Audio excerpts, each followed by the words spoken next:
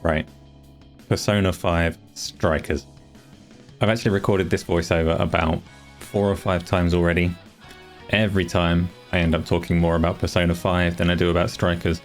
I don't like it. I've deleted all of those voiceovers, so if you want to know what I think about Persona 5, you can't, or I guess you could infiltrate my house, steal my hard drive, take it to a forensics lab and try to find out. I don't recommend you do that. I deleted those voiceovers because they were boring. Let's get on with this one. Am I talking too much? That's okay. That's a perfect lead-in to talking about Persona 5 Strikers, where everybody talks too much. So, I was actually really looking forward to Persona 5 Strikers for quite a long time before it came to PlayStation Plus. It's on PlayStation Plus now, by the way, so you can go and play it if you want to. Persona 5 is renowned... Oh no, I'm doing it again. Never mind, really quick. Persona 5 and the whole series is renowned for being massively stylish turn-based Japanese RPG, and it's the massive amount of style that draws me to it and drew me to Persona 5 Strikers, hoping that, being a man of no style myself, I could play and just experience what it's like to have a little bit of that. Strikers does ooze masses of style through every facet of it, so you've got this striking comic anime style and music that really slaps you in the face straight away. But it's more than that with these games. The style permeates every detail, every menu, every sound effect, and it's massively impressive. But Strikers is somehow boring, to go straight into it. The game is not a turn-based RPG like the mainline series.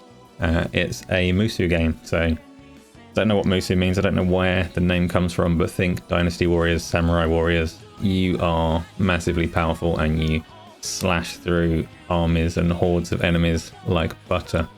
It's a genre of game that I quite enjoy, mixed with a series that in theory I quite enjoy. So I was looking forward to this. Then I jumped into the action for about 12 seconds. That was like a tutorial. You slice through some enemies. And then I jumped into the conversations for the next 45 minutes. And I'm not exaggerating. The conversations between characters lasted for about 45 minutes. So I mentioned that Strikers is kind of a sequel slash spin-off to Persona 5. It is, in terms of story, it's a continuation from 5. So the story in 5 rounds off and concludes, and that game stands alone. But Strikers picks up 6 to 12 months later the next adventures for the same set of characters. And it's delivered for both fans of the mainline game, but also for new players that have never played it. So it takes quite a bit of time reintroducing all the characters and concept.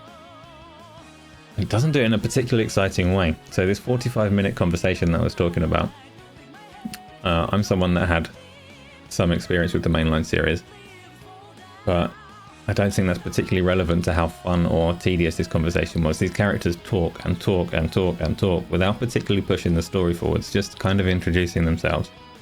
And your part as the player in all this is to read or listen to it all. So you can listen in English or Japanese, and the voice acting is perfectly adequate. So you read and listen, and every now and again you get to join in the conversation. So as the main character, you're still controlling Joker, and this is a criticism that you could level at the mainline games as well as Strikers, but every now and again it gives you a dialogue prompt. But we're not talking kind of Mass Effect Wasteland where your choices have ramifications through the game and how characters respond. Usually in Persona, the dialogue choices will be 2 or 3 different ways to say the same thing. You can say thanks very much or thanks a lot, and it presents these choices and you sit there and think, this is a difficult decision because they're the freaking same thing, and it irritates me. But that aside, every now and again you do get conversations that at least influence the next kind of 2 lines of dialogue, the immediate response from the character.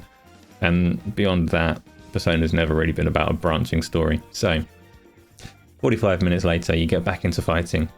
The Musou combat I'm early in the game, so it's a little bit unfair to call it overly simplistic, but it's very simplistic. Very, very easy to slash things apart. You've got a single button to slash everything. It's been a couple of days, I think it was the square button, and you can tear through the armies with that. There's no advanced combinations or anything like that.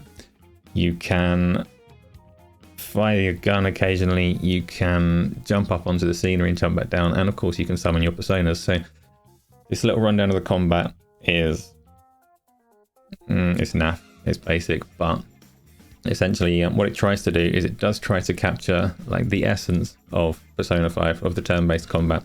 So all of the systems that you might be familiar with from Persona 5, like attacking enemies with their elemental weakness to drop them to the ground, and then calling in your teammates for this all-out attack to get them all hammering on together.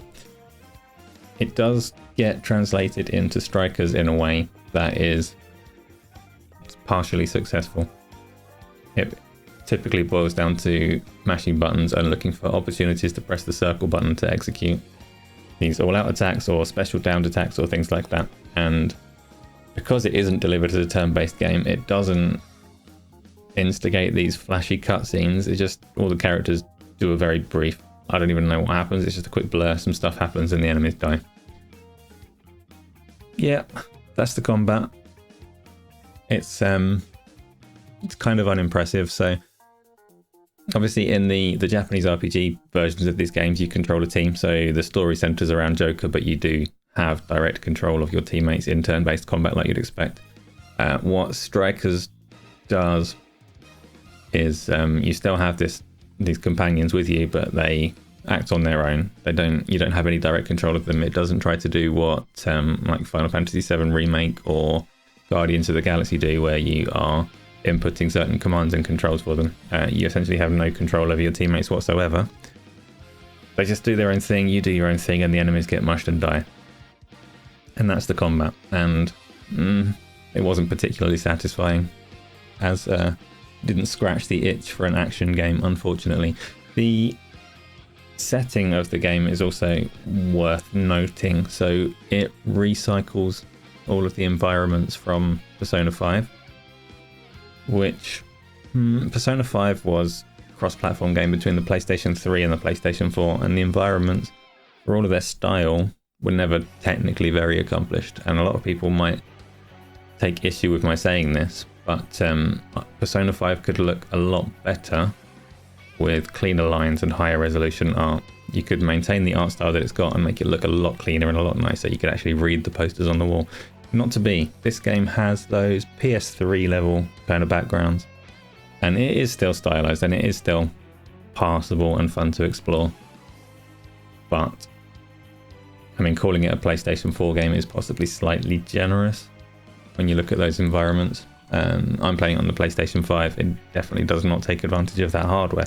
So I'm coming across very negative about this game, and honestly for me, I didn't massively enjoy it. I'm probably not going to pick it up and carry on, but I have to say I was the same with Persona 5. I jumped into Persona 5. I actually love Japanese RPGs. I jumped into Persona 5 expecting to adore it, and I played a number of hours, but I bounced off of it because that has the same kind of pacing as Persona 5 Strikers, and it's just too much talking, too much of the mundane for me. And maybe I've got a terribly short attention span or something like that. Maybe you don't suffer from that. Maybe you absolutely love Persona 5, played it from start to finish, played it again when they did that Royal Edition or whatever else, and are just desperate for more. Persona 5 Strikers should satisfy that. It's the same characters going on new adventures, delivered in a similar way. It definitely has less substance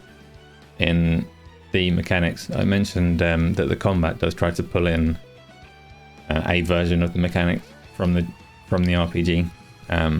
Systems beyond that are definitely lighter. So whereas in Persona 5 you'd be living through these school days and choosing how to develop your characters through spending tedious time in a library or whatever other activities it presents to you, that stuff is stripped away. It's replaced by straight dialogue that you sit through.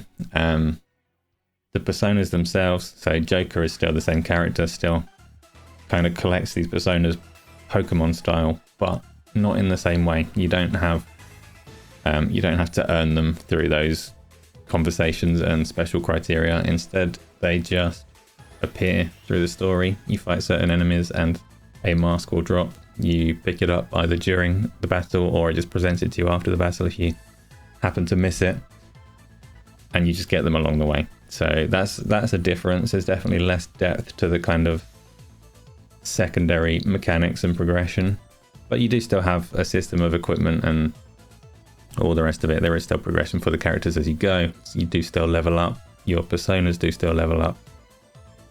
And I've done it again. This has ended up being longer than intended. Did I talk about Persona 5 too much? I don't know. You can tell me. Leave a comment. Say, shut up, AC, you're boring. Or say nice things. Or, I don't know, make something up entirely. Tell me a story. Tell me what you think of Persona 5. Tell me what you think of Persona 5 Strikers. Tell me what is a Musou? What does it mean? I don't know. I've got access to Google, but I'm going to ask you directly, person listening, what is a Musou? Also, like, subscribe, all the stuff you're supposed to do on a YouTube video. Thanks!